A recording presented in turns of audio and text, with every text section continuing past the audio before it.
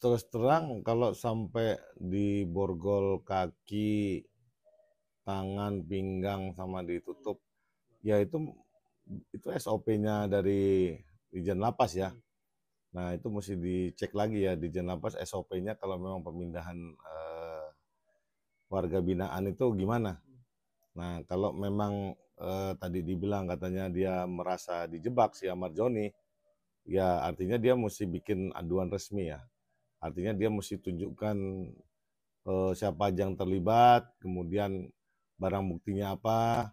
Nah, nanti Dirjen Lapas harus dengan legowo periksa CCTV, cek orang-orangnya, personelnya, diinvestigasi secara resmi, diperiksa nih karena memang bahaya narkoba ini parah sekali ya, menghancurkan generasi muda kita dan memang masa depan dari bangsa ini.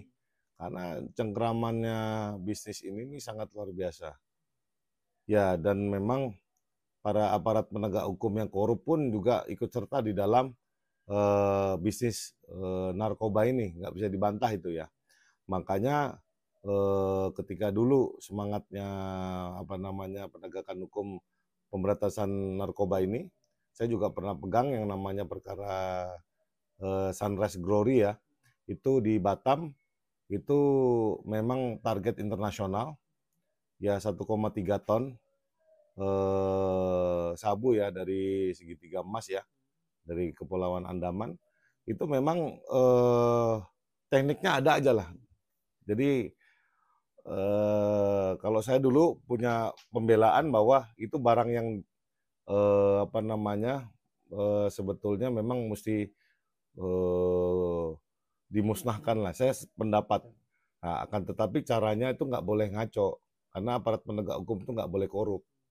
Nah, tapi di dalam urusannya Marzoni ini, saya pikir memang ini mungkin pintu masuk ya untuk pembersihan total ya supaya nggak terlalu kotor dalam artian narkoba ini harus zero tolerance lah dalam penegakannya supaya memang benar-benar bersih.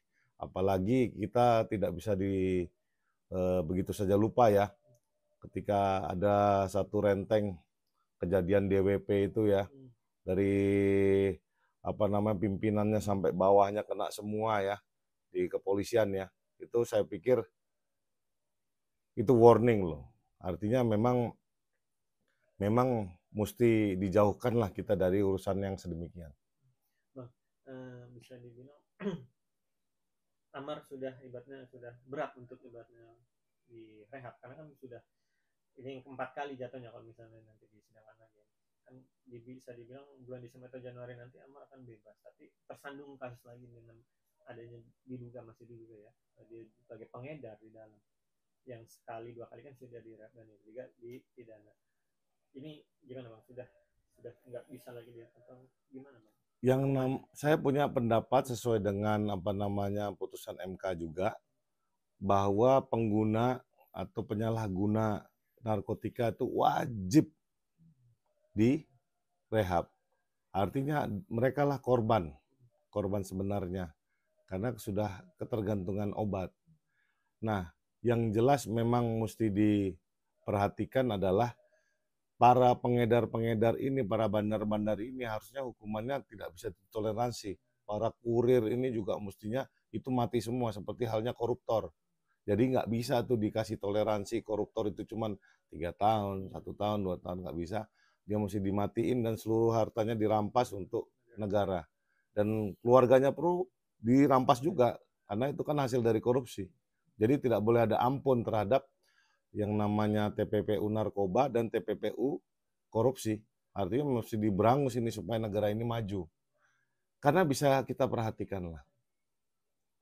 Bisa dibandingkan dengan bangsa-bangsa lain, dengan negara-negara lain ya.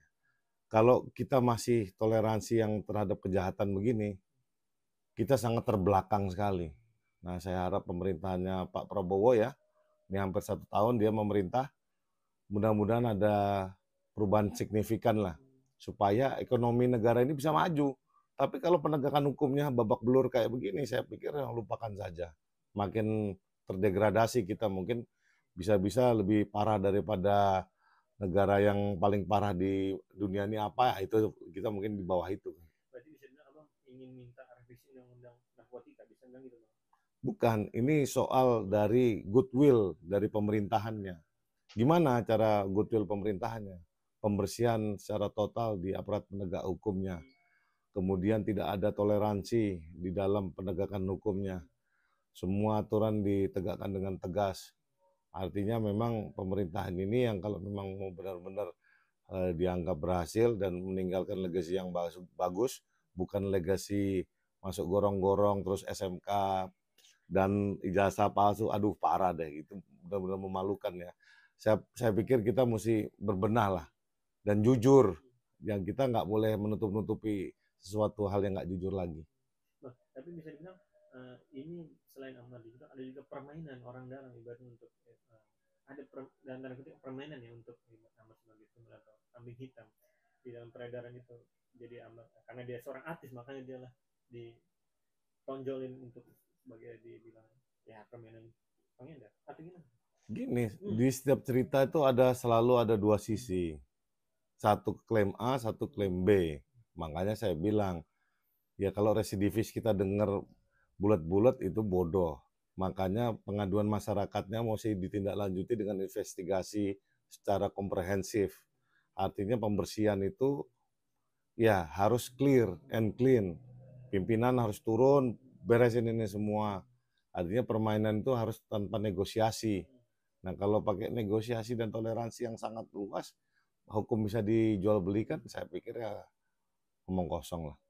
Tapi abang setuju nggak terkait pernyataan dari Humas lapas yang bilang Ahmad termasuk salah satu napi high risk yang berisiko tinggi, makanya harus dipindah usahakan bangun atau karena emang di dalam siber itu ada permainan mafia-mafia makanya Ahmad untuk tutup mulut makanya dipindahkan usaha bang atau gimana bang yang terkait napi high risk?